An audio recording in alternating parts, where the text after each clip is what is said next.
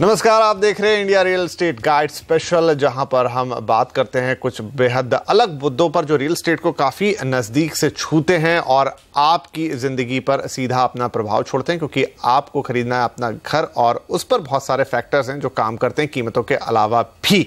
तो आज हम बात करेंगे यहां पर इंडिया रियल एस्टेट गाइड में मुंबई के रियल एस्टेट मार्केट की, क्योंकि यहां पर कुछ अभी नए फैसले आए हैं, सरकार की तरफ से कुछ चीजें बदली हैं, उनका आपके जीवन पर कितना प्रभाव पड़ेगा। और इस बातचीत पर आज हमारे साथ दो खास मेहमान हैं, पार्कलैंड प्रॉपर्टी एडवाइजर्स के फाउंडर और सीईओ साहब अक्षय कुमार जी, और साथ में लाइसिस फराज के एमडी और सीईओ पंकज कपूर साहब। दोनों ही हमारे प्रॉपर्टी गुरुज हैं। बहुत स्वागत आप दोनों का इंडिया रियल एस्टेट गाइड पर भी। और जैसा कि जिक्र करें पंकज जी, मुंबई में दो बड़े फैसले अभी आए सरकार की तरफ से। एफएसआई पे प्रीमियम बढ़ा दिया गया है, यानी अब अगर आप बिल्डिंग को थोड़ा और ऊपर ले जाना चाहेंगे तो उसके लिए आपको ज्यादा प्रीमियम वाला एफएसआई खरीदना पड़ेगा, ज्यादा पैसे देने होंगे, और साथ में प्रॉपर्टी टैक्स भी बढ़ाया गया बीएमसी की तरफ से। तो पहला जो एफएसआई वाला मुद्दा है, इससे आपको लगता है कि प्रॉपर्टी प्राइसेस पे इंपैक्ट आएगा? क्योंकि इसमें भी दो मत है, कुछ लोगों का कहना नहीं आएगा, कुछ का कहना है आएगा।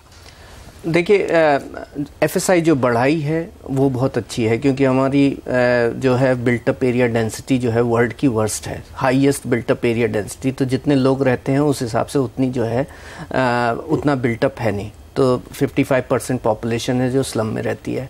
हमारा डीपी रोड को जो 1991 का भी डीपी है तो उसको भी देख लीजिए, तो उसका भी 52% की जो रोड है वो बनी नहीं है उसके अंदर। तो एक एस्पेक्ट्स ये है कि जब तक हम एफएसआई नहीं बढ़ाते तब तक हम करंट जो डेंसिटी उसका रीडिस्ट्रीब्यूशन नहीं कर सकते और इंफ्रास्ट्रक्चर को ऑगमेंट नहीं कर सकते। तो एफएसआई बढ़ाना बहुत ज़रूरी है। लेकिन जो ऑब्जेक्टिव एफएसआई इंक्रीज का होता है वो ये होता है लैंड के प्राइस के में मॉडरेशन, क्योंकि हम लैंड की प्रोडक्टिविटी बढ़ा रहे हैं।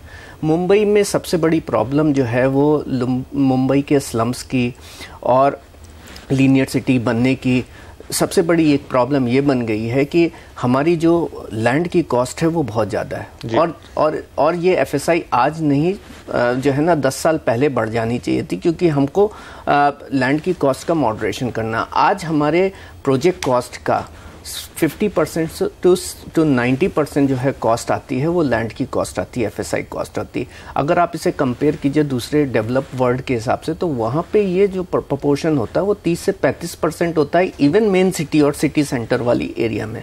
तो ये क्या होता है कि आप जब इसको उस रेशियो पे मेंटेन करते हैं तो आप प्राइजेस में मॉडरेशन ला सकते हैं। लेकिन हमारे यहाँ दूसरा है, हमने एफएसआई तो बढ़ाई, लेकिन एफएसआई के साथ साथ हमने बोला कि इसके ऊपर जो लगने वाला प्रीमियम है वो भी हम बढ़ा दें। 70% से 100% लैंड कॉस्ट का लगेगा, जो रेडी रेकनर की लैंड कॉस्ट है। ये आपने जो आज के प्राइजेस हैं वो मार्केट प्राइजेस के बराबर ले आए। पिछले 3 साल से जो रेडी रेकनर के प्राइजेस बढ़ रहे हैं और आज के प्राइजेस में माल बिक नहीं रहा है, तो वो हाईली अनप्रोडक्टिव है। आपको यहाँ, क्योंकि इस बात को मैं आगे लेके जाऊंगा, एक कमेंट यहाँ बीच में अक्षय जी का लेना चाहूंगा कि ये जो किया आपने एफएसआई बढ़ाई, जैसा पंकज जी कह रहे हैं बिल्कुल अच्छा किया, बहुत जरूरत थी, लेकिन आपने उसको लिंक कर दिया आपके लेटेस्ट रेडी रेकनर के साथ। और जिस चीज की बात पंकज जी ने की कि आपको लैंड की प्रोडक्टिविटी बढ़ानी थी, आपको एफएसआई बढ़ाने से कीमत कम होने की बात की जाती है, लेकिन यहाँ तो उल्टा हो रहा है कि शायद अब आपकी कीमत में और फैक्टर इन हो जाएगी दूसरी कीमत जो कि प्रीमियम है एफएसआई की। आप इस बात से सहमत?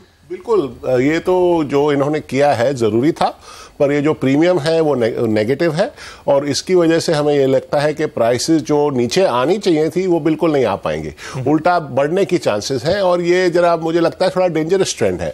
गवर्नमेंट का ये काम होना चाहिए कि भाई रियल एस्टेट मार्केट को मॉडरेट करे, सप्लाई इंक्रीज करे और रीजनेबल सप्लाई क्रिएट करे। और ये जो इन्होंने पॉलिसी निकाली है ये सारी चीजें बिल्कुल नहीं हो पाएंगी। राइट।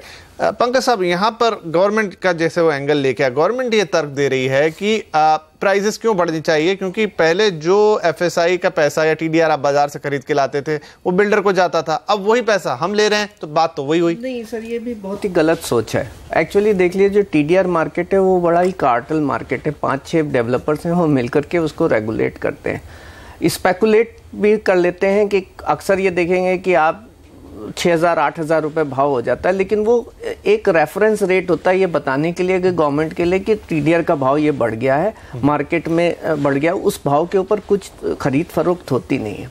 खरीद फरोख्त जब भी होती है तो वो 2000-3000 जो उसके प्राइजेस पे होता है। और टीडीआर मार्केट अगर एक लॉन्ग टर्म एस्पेक्ट्स पे देख लीजिए तो उसकी प्राइसिंग जो है एफएसआई के प्राइसिंग के बेंचमार्क रहती है और थोड़ी कम ही रहती है ओवरऑल एस्पेक्ट्स पे जिसके ऊपर ट्रांजैक्शंस होते हैं। तो ये कह पाना कि टीडीआर के ऊपर आपकी डिपेंडेंसी कम करने के लिए मैंने एफएसआई बढ़ाई है, लेकिन अगर आप एफएसआई का भाव बढ़ाएंगे तो टीडीआर मार्केट जो है उसी हिसाब से करेंगे। और इतना वाइड स्प्रेड मार्केट नहीं है कि जिसको हम मार्केट पकड़ लें, तो ये एक गलत तर्क है। मैं इसको सोचता नहीं कि इसके अंदर बहुत ही क्योंकि वित्त मंत्री जो है महाराष्ट्र के वो खुद ही ये बात कह रहे हैं। इसलिए हमसे बातचीत के साथ ही उन्होंने ये कहा था, जब हमने सवाल पूछा कि क्या इससे दाम बढ़ेंगे तो उन्होंने कहा क्यों बढ़ना चाहिए सर। और दूसरा एक एस्पेक्ट जो सप्लाई की भी बात कर रहे थे कि गवर्नमेंट ये भी बोलती कि हमने एफएसआई बढ़ा दिया तो सप्लाई, लेकिन सप्लाई तभी बढ़ती है। सप्लाई का मतलब ये है कि जो प्राइस होता है वो सप्लाई को रेगुलेट करता है। ये बहुत बड़ी एस्पेक्ट है। आज अगर ग्रेटर मुंबई की अंदर देख लीजिए तो 20,000 रुपए से ऊपर का वेटेज एवरेज प्राइस आता है। कुछ एक एरिया है जहाँ 12-14, आज बोरीवली के अंदर भी 14,000 रुपए का भाव है। तो कोई भी अगर अपार्टमेंट देख लीजिए तो 1-1.5 करोड़ रुपए से नीचे का अपार्टमेंट यहाँ पे कहीं है ही नहीं। तो यहाँ अक्षय जी मैं आपसे एक चीज इससे पहले कि ब्रेक लूं कि अब थोड़ा कैलकुलेशन टफ हो सकता है, अभी आप तुरंत शायद ना बता, पर मैं औसत पकड़ लूं मोटा मोटा, तो कितनी प्राइस इंक्रीज इस चीज से हो सकती है? क्या कोई एक हिसाब मोटा लगा सकते हैं हम, कितना इंपैक्ट आएगा आ भी गया तो? देखिए, टीडीआर के प्राइस तो ऑलरेडी 33% बढ़ चुके हैं, ये तो हम देख ही रहे हैं मार्केट में। तो एफएसआई कॉस्ट तो बढ़ी रही है। तो मेरे हिसाब से तो जो गवर्नमेंट ने किया है ये मिनिमम 15-20% प्राइसेस अप हो जाएंगी विद दिस मेजर। ये इशू है कि भाई सप्लाई कितना आएगा इस हायर प्राइसेस पे, क्योंकि मार्केट अगर अब्जॉर्ब ही नहीं कर पाएगा हायर प्राइसेस को तो शायद बिल्डर ना यूज करें एक्स्ट्रा एफएसआई, ये भी हो सकता है। तो ये पूरी जो बात है कि हम एक्स्ट्रा सप्लाई क्रिएट करेंगे उसका इंपैक्ट नील भी हो सकता है।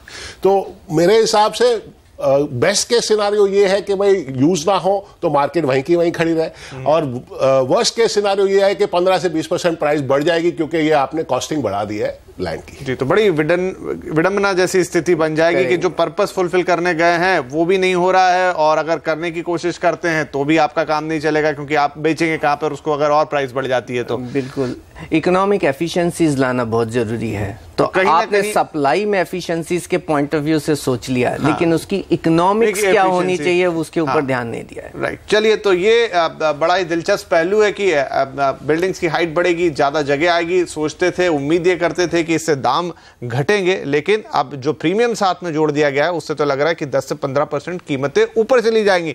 चली भी गई, जब अभी की कीमत पे कोई नहीं खरीद रहा तो क्या बाद में खरीदार मिलेंगे? कई बड़े सवाल हैं। चलिए, तो उत्तर ढूंढने की कोशिश लगातार जारी है। छोटा सा ब्रेक, तुरंत वापस आते हैं।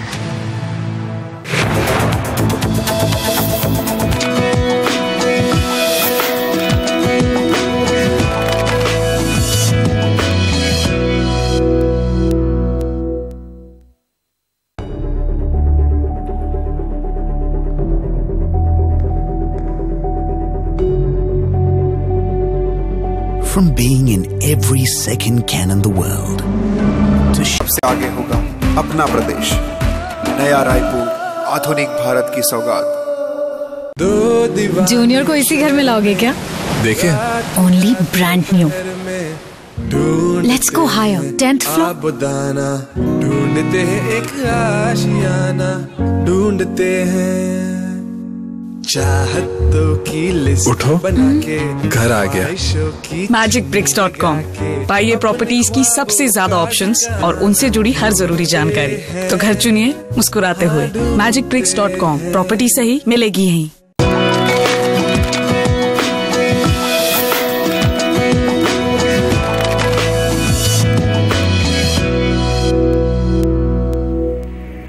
Welcome back. आप देख रहे हैं इंडिया रियल एस्टेट गाइड, जहां पर आज हम बात कर रहे हैं मुंबई की प्रॉपर्टी मार्केट की, क्योंकि यहां पर आए दो बड़े डिसीजंस। एफएसआई बढ़ गई शहर में, लेकिन साथ में उस बढ़ी हुई एफएसआई के साथ प्रीमियम भी ज्यादा बढ़ा दिया गया। इंपैक्ट आएगा कि कीमतें बढ़ेंगी, और दूसरी तरफ अब प्रॉपर्टी टैक्स में भी बढ़ोतरी कर दी गई है। तो आइए इस चर्चा को आगे बढ़ाते हैं। अक्षय साहब, प्रॉपर्टी टैक्स भी अब बीएमसी ने बढ़ा दिया है। यहाँ पर ये जरूर एक परिवर्तन आएगा कि रेगुलेशन, बॉम्बे हाईकोर्ट की तरफ से निर्देश थे कि अभी तक आप एफएसआई माफ कीजिए, ये जो प्रॉपर्टी टैक्स कैलकुलेट करते थे बिल्टअप पे करते थे, लेकिन अब आपको कारपेट पे करना होगा, तो एरिया तो रिड्यूस हो गया चलिए, लेकिन अब एक इंक्रीमेंटल वहां पर चेंज भी आ गया। तो आपको लगता है कि या तो ये लगभग वैसी बात रहेगी कि चलिए कंपनसेट हो गया, आपका एरिया कम हो जाएगा, थोड़ा बहुत टैक्स बढ़ गया तो कोई बात नहीं, या फिर कुल मिला के थोड़ा जेब पे भार पड़ेगा? बिल्कुल भार पड़ेगा जी। आप जो कह रहे हैं फिर भी कारपेट एरिया पे जो इन्होंने बढ़ाया है ये अच्छी बात है, बिल्टअप एरिया से कम है, पर जो परसेंटेज इंक्रीज है ऑलमोस्ट रेजिडेंशियल में कह रहे हैं कि 12 से 13% आपका टैक्स बढ़ जाएगा और कमर्शियल में 25-30% टैक्स बढ़ जाएगा। तो अगर टैक्स आप इतना बढ़ाएंगे तो लोगों पे मतलब बोझा तो आएगा ही, तो कॉस्टिंग बढ़ेगी सबकी। और ये सबसे बड़ी प्रॉब्लम ये है कि लोगों को अभी डिसइंसेंटिव हो जाएगा प्रॉपर्टी खरीदने के लिए, इतना ज्यादा टैक्स आप बढ़ाएंगे और दूसरे शहरों में ये नहीं है। राइट, म्यूनिसिपल टैक्स का जो इम्पैक्ट है दूसरे शहरों में बहुत ही कम है, और बॉम्बे में वैसे ही टैक्सेस इतने हाई हैं और आप अभी बढ़ा रहे हैं, और आपका ये क्लॉज है कि हर 5 साल आपका टैक्स फिर बढ़ेगा। तो आप ये जो कह रहे हैं कि सिटीजन्स के ऊपर आप बड़ा स्ट्रांग ये जो कॉस्ट लोड कर रहे हैं, इसकी वजह से मुझे 2 चीजें लगती हैं। एक तो हाउसिंग पे जो ऑफटेक है डिसइंसेंटिव है खरीदने के लिए, 1, 2 इज लॉन्ग टर्म ये सिटी के ग्रोथ के लिए बहुत ही नेगेटिव है। तो आप ये कह रहे हैं लोगों को कि अगर आप ये सिटी में रहना चाहते हैं तो आप बहुत ही ज्यादा टैक्स भरेंगे, तो आप यहां पे ना खरीदें और आप दूसरे सिटीज में खरीदिए क्योंकि वहां पे टैक्स कम है। तो ये आप सिटी को जो ग्रो करना चाहते हैं, जो फाइनेंशियल कैपिटल है जो पिछले 10 साल में वैसे ही सफर कर चुका है, आप और भी लोगों को कह रहे हैं कि आप यहां से छोड़ के चले जाइए। तो ये कंप्लीटली रेट्रोग्रेड और कंप्लीटली नेगेटिव स्टेप है ये। तो यहाँ पर पंकज जी, एक तरफ सरकार चाहती है, हम केंद्र सरकार की बात करें कि सबके लिए घर हो, तो जाहिर तौर पे मुंबई भी देश का हिस्सा है, फाइनेंशियल कैपिटल है, तो यहाँ पर भी ये चीज़ लागू होती है। लेकिन दूसरी तरफ ये जो पॉलिसीज हम बात कर रहे हैं, चाहे FSI की हो जाए, चाहे आप प्रॉपर्टी टैक्स की, ये थोड़ा सा आपको दूर लेके जा रही है आपको प्रॉपर्टी से। और ये काउंटर प्रोडक्टिव लग रही है मुझे। एक चीज़ अच्छी है कि इन्होंने पहली बार माना कि प्रॉपर्टी को कारपेट के ऊपर, बिल्डर से बोलते रहे कि आप कारपेट के ऊपर जो है ना प्राइसिंग करना चालू कर दीजिए। आज एक पहला कदम दिखाई दिया, और मैं चाहता हूँ कि अगर स्टैम्प ड्यूटी का भी कैलकुलेशन अगर वो कारपेट के ऊपर करना चालू करें तो ये एक गवर्नमेंट की तरफ कदम है, क्योंकि उन्होंने ही लेके आए बिल्टअप एरिया और सुपर बिल्टअप एरिया, तो वहाँ पे एक तरीके से ये अच्छी कदम है। लेकिन अगर आप प्राइसेस बढ़ा रहे हैं, आज कमर्शियल मार्केट मुंबई के अंदर कुछ भी हो नहीं रहा है। अगर आप देख लीजिए तो अगर बैंगलोर 10 मिलियन की एब्जॉर्प्शन दिखा रहा है, तो मुंबई के अंदर इतना बड़ा फाइनेंशियल हब होने के बावजूद भी 4 मिलियन की एब्जॉर्प्शन है। और कारण यह है कि प्राइसेस बहुत ज़्यादा हैं, टैक्सेशंस बहुत ज़्यादा, और इसमें जितनी ज़्यादा बढ़ोतरी होती चली जा रही है उसके हिसाब से वो डिसुएड ही करेगा। अक्षय जी कह रहे हैं कि मतलब इससे तो ऐसा हो जाएगा कि आप मजबूर होंगे कि भाई अब यहाँ तो नहीं ले सकते, इतना ज्यादा टैक्सेशन, तो जाके दूसरे, तो ये इम्पैक्ट आता वो देखेंगे आगे मार्केट, और इसका डिमांड के ऊपर बहुत बड़ा इम्पैक्ट पड़ेगा। और ये गवर्नमेंट को सोचना चाहिए। देखिए, उनकी सोच ये है कि मैं ये टैक्स बढ़ाता हूँ तो मेरा रेवेन्यू बढ़ेगा, लेकिन टैक्स के साथ रेवेन्यू तब बढ़ेगा जब कुछ एब्जॉर्प्शन होगा, जब वहाँ पे बिक्री होगी। लेकिन अगर जिस हिसाब से जो माहौल बना हुआ है कि आज मेरे पास इन्वेंट्री खड़ी हो और 40,000 घर भी हम नहीं बेच पाते, 5 साल की इन्वेंट्री पड़ी है, और उसके बाद कमर्शियल मार्केट के अंदर भी 40 मिलियन की इन्वेंट्री पड़ी हुई है, लेकिन उसके बाद भी माल नहीं बिक रहा है। तो अगर हमें यहाँ पे इसको प्रमोट करना चाहिए तो टैक्सेशन के अंदर रैशनलाइजेशन आना ज़रूरी है, और जो रेवेन्यू ओरिएंटेड सोच है इसको चेंज करके थोड़ी इकोनॉमी ओरिएंटेड सोच लेकर के आनी पड़ेगी, और कुछ एफिशिएंसी ओरिएंटेड अप्रोच लेके आनी पड़ेगी, जो मुझे नहीं लगता कि वो आज पर्सपेक्टिव में है जब पॉलिसी बनाई जा रही है। तो अक्षय साहब, एक सिल्वर लाइनिंग अगर इसमें देखने की कोशिश क्यों, तो क्या इसका ये इम्पैक्ट होगा कि जब थोड़ी सी डिमांड नीचे जाएगी तो प्राइसेस भी सॉफ्ट होंगे? देखिए, प्राइसिंग तो सॉफ्ट हो सकते हैं, पर ये जो कॉस्ट आप बढ़ा रहे हैं और ये जो डिसइंसेंटिव्स क्रिएट कर रहे हैं, मेन तो यही है कि अब्जॉर्प्शन होनी चाहिए। तो अब्जॉर्प्शन को आप डिसइंसेंटिवाइज कर रहे हैं। आप लोगों को कह रहे हैं कि आप इस शहर में दफ्तर ना डालें, आप इस सिटी की इकोनॉमिक एक्टिविटी नहीं प्रमोट कर रहे हैं, तो ये सिटी की डिक्लाइन वैसे ही जो बढ़ रही है वो आपने एक कील और ठोक दिया, और ये जो कील आप ठोक रहे हैं बहुत ही जरा स्ट्रॉन्ग कील है ये तो it can kill this city.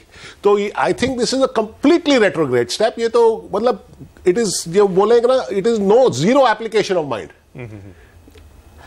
If you want to promote Bombay, अगर आप कहते हैं कि भाई बॉम्बे की ग्रोथ हमने प्रमोट करनी है, हम चाहते हैं कि फाइनेंशियल सेंटर रहे और जो इंडिया का जो रहा है इतने सालों से, तो आपने ये सब करने से आप ये कह रहे हैं कि वो मुझे नहीं चाहिए बॉम्बे को फाइनेंशियल कैपिटल। एंड ये तो मतलब मैंने तो कोई शहर में नहीं सोचा कि भाई आप न्यूयॉर्क बंद करना चाहते हो या आप हांगकांग बंद करना चाहते हो। यहां तो हम कह रहे हैं हम बंबई को बंद कर देंगे।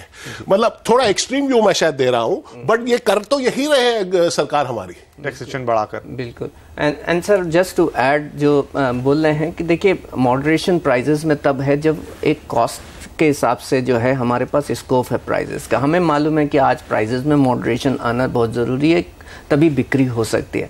लेकिन अगर गवर्नमेंट का आउटलुक देखिए, जो पिछले जिस हिसाब से उन्होंने रेडी रेकनर प्राइसेस बढ़ाए, उससे पहले आप प्रोविजन लेके आए कि प्रॉपर्टी अगर रेडी रेकनर के नीचे प्राइस पे बिकती है तो इनकम कंसीडर की जाती है कंज्यूमर के हैंड पे, तो उससे नीचे तो आपने एक फ्लोर क्रिएट कर दिया कि इससे नीचे भाव गिर ही नहीं सकता।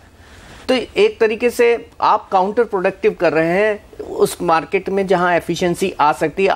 कल हम लोगों ने एक वो एपिसोड पे बात कर रहे थे कि हम आज बिल्डर्स जो है ऑफर लेकर के आ रहे हैं मार्केट के अंदर कि प्राइस कम होना चाहिए। दूसरी तरफ हम ये देख रहे हैं इंटरेस्ट रेट्स के अंदर अगर मॉडरेशन है, अगर यहाँ पे कॉस्ट एफिशिएंसीज भी आती है, अगर गवर्नमेंट इस तरीके के मेजर्स नहीं लाती है, दूसरे मेजर्स लेके आती है जिससे बिल्डर की और कंस्ट्रक्शन की कॉस्ट कम हो, तो ये एक ऐसा टाइम आएगा और समागम आएगा जिसमें इस शहर में जो नीड है लोगों की कि ज़्यादा से ज़्यादा घर खरीद सकें, जो गवर्नमेंट की नीड है हाउसिंग फॉर ऑल, वो सब कर सकते हैं जब ओवरऑल करेक्शंस होता है, जहां इकोनॉमिक एफिशिएंसी आती है। ये लगता है कि ये इस वक्त बिल्डर कि वो जो एक एक्सुबरेंस मूड था वो खत्म हो गया। आज वो करेक्शन करने के लिए तैयार हैं। इन्फ्लेशन कम हो गया, इंटरेस्ट रेट कम हो रहा है। अगर मेरी कॉस्ट में भी मॉडरेशन इस वक्त होता है तो हमें जो ज़रूरत थी कि एक परचेजिंग पावर पैरिटी और प्राइजेस के बीच में प्राइस और अफोर्डेबिलिटी की पैरिटी आने की जो उम्मीद थी वो हो सकती है, प्रोवाइडेड गवर्नमेंट की सोच में चेंज होनी चाहिए। राइट, चलिए तो यहाँ पर फिर वही लग रहा है कि पॉलिसीज को लेकर थोड़ा सा अब यहाँ विवेकशीलता की ज़्यादा ज़रूरत है। ऐसी पॉलिसीज़ ना बन जाएं जिससे आप शहर पे शायद हो सकता है एक नज़रिया हो कि लोड कम हो, लेकिन दूसरी तरफ ये देश की आर्थिक राजधानी है, तो इसमें आपको नियमों को बनाते वक्त, नए लॉज बनाते वक्त, नए टैक्स लगाते वक्त ज़रूर ध्यान रखना होगा कि कहीं से यहाँ पर आप दूर तो नहीं कर रहे हैं चीज़ों को, लोगों को हटा तो नहीं रहे हैं यहाँ से, ऐसी कोशिश तो नहीं हो रही, क्योंकि दोनों हमारे एक्सपर्ट इस राय पर एक मत है। चलिए तो यहाँ लेंगे एक और छोटा सा ब्रेक और आएंगे तो प्रोग्राम को कंक्लूड करेंगे।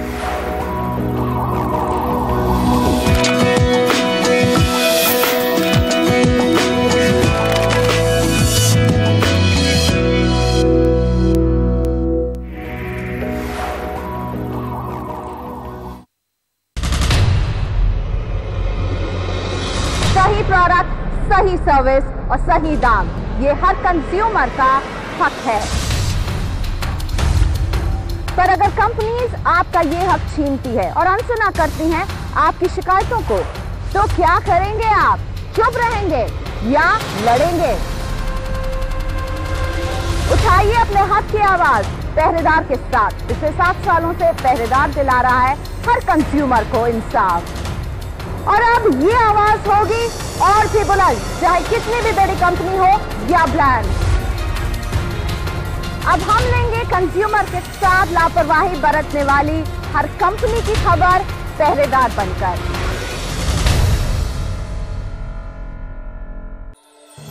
के प्रायोजक हैं HP। Let's go higher, 10th floor. उठो, घर आ गया। magicbricks.com। पाइए प्रॉपर्टीज की सबसे ज्यादा ऑप्शंस और उनसे जुड़ी हर जरूरी जानकारी। तो घर चुनिए मुस्कुराते हुए। magicbricks.com। प्रॉपर्टी सही मिलेगी यहीं। एक तरफ कहते हैं कि first impression is the last impression,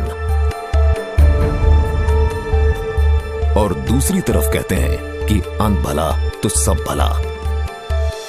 हमारे साथ शुरुआत भी अच्छी और आखिर भी जबरदस्त।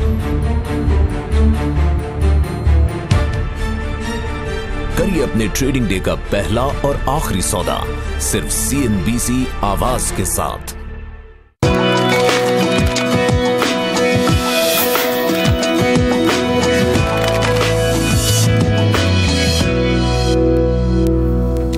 Welcome back. आप देख रहे हैं इंडिया रियल एस्टेट गाइड और हम बात कर रहे हैं मुंबई के रियल एस्टेट मार्केट की, जहां पर दो बड़े फैसले, एफएसआई तो बढ़ाया गया लेकिन साथ में अब उसका प्रीमियम भी बढ़ जाएगा और दूसरा कि यहां पर प्रॉपर्टी टैक्स में भी बढ़ोतरी कर दी गई है। और हमारे दोनों ही एक्सपर्ट मान रहे हैं कि ये कुछ इस तरह के फैसले जो थोड़ा सा यहाँ पर घर खरीदारों को या कमर्शियल बायर्स को भी जो ऑफिस लेना चाहते हैं, दुकान लेना चाहते हैं, थोड़ा सा निराश करेंगे। बहरहाल अक्षय साहब, अब जो हो गया वो हो गया, या जो नियम आ गए हैं वो तो बन ही गए। यहां से आप कैसा देखते हैं? अगर हम थोड़ा आगे के मार्केट की बात करें, स्टैग्नेशन देश भर में ही है, मुंबई पे भी उसका असर है, जैसा पंकज जी बता रहे हैं, बहुत ज़्यादा यहाँ स्टॉक भी इकट्ठा हो गया है। तो अब लेकिन एक जो चीज़ है थोड़ी सी कि अब सॉफ्टनिंग शुरू हुई है, इंटरेस्ट रेट में कितनी होगी ये देखने वाली बात है, रिजर्व बैंक कितना अपना हाथ खोलेगा, लेकिन आगे यहाँ से मार्केट को कैसा जाता हुआ देख रहे हैं? देखिए, मार्केट तो इस वक्त जो सप्लाई डिमांड सिचुएशन है, पंकज जी ने आपको स्टैटिस्टिक्स तो दिए ही हैं, सप्लाई तो है ही ज़्यादा, तो जो ऑफटेक है वो स्लोली शायद अगर इम्प्रूव हो तो बड़ा मार्जिनल इम्प्रूवमेंट होगा। पर मैं ये कहूँगा कि लॉन्ग टर्म ये सिटी का डिक्लाइन बहुत ही ज़्यादा सेट इन हो गया है और ये सब पॉलिसीज़ की वजह से मुझे नहीं लगता कि लॉन्ग टर्म ग्रोथ इस सिटी में रहेगी और आएगी। कोई इंसेंटिव नहीं है कोई नए बिजनेस को आज मुंबई में सेटअप करने के लिए, और ऐसी पॉलिसीज़ के से आप लोगों को भगा रहे हैं। तो जो नेचुरल ग्रोथ है वो सिटी की शायद अभी इतनी जल्दी ना रुके, पर जो लॉन्ग टर्म ग्रोथ है, जो एक्सप्लोजन जो हो सकती है, जो बाकी कंट्री में जो डिस्प्रोपोर्शनेट इकोनॉमिक ग्रोथ के बेनिफिट आएंगे, वो मुंबई जैसे शहर में नहीं आ सकते। तो मार्केट जरा सॉफ्ट ही रहेगा और अगले साल 1.5 साल मुझे नहीं लगता कि कुछ पिकअप होगा, प्राइसेस में बिल्कुल पिकअप नहीं होगा। राइट। आपको लगता है कि यहाँ पर जो एक बीच में ऐसा वक्त आ गया था कि आपको क्लियरेंस नहीं मिल रहे थे, अब जब क्लियरेंस आने लग गए तो बिल्डर अब शायद उत्साहित नहीं होंगे नए प्रोजेक्ट लॉन्च करने के लिए? बिल्कुल, और लग ही रहा है, क्योंकि कारण है कि जिस हिसाब की सप्लाई, अगर एब्जॉर्प्शन इंप्रूव नहीं होता तो सप्लाई अपने आप ही कम होती चली जाएगी। तो अगर हम चाहेंगे कि और एब्जॉर्प्शन तभी इंप्रूव होगा जब तक प्राइस में मॉडरेशन नहीं होगा।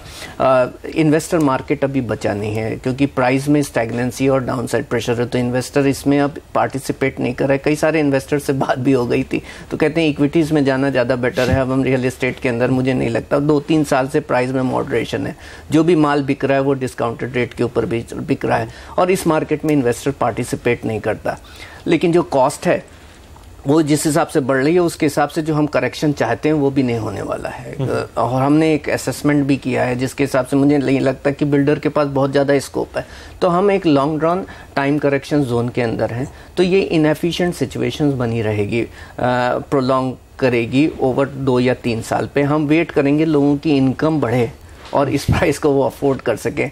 उसमें जो है वो मैक्रो इकोनॉमिक के ऊपर डिपेंडेंसी होती है कि किस हिसाब से चीज़ें बढ़े।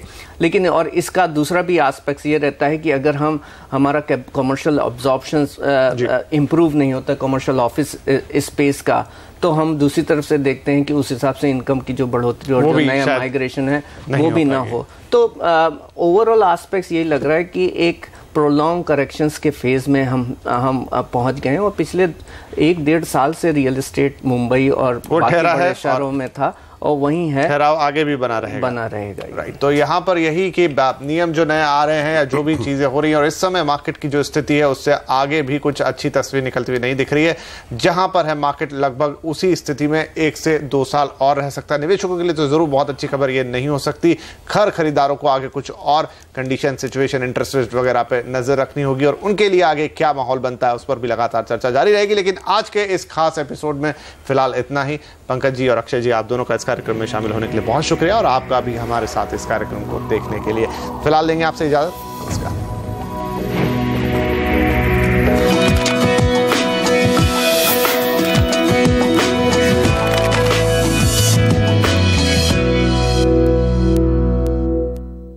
प्रेजेंटेड बाय RR काबल, वायर नहीं भारत की नब्ज है हम।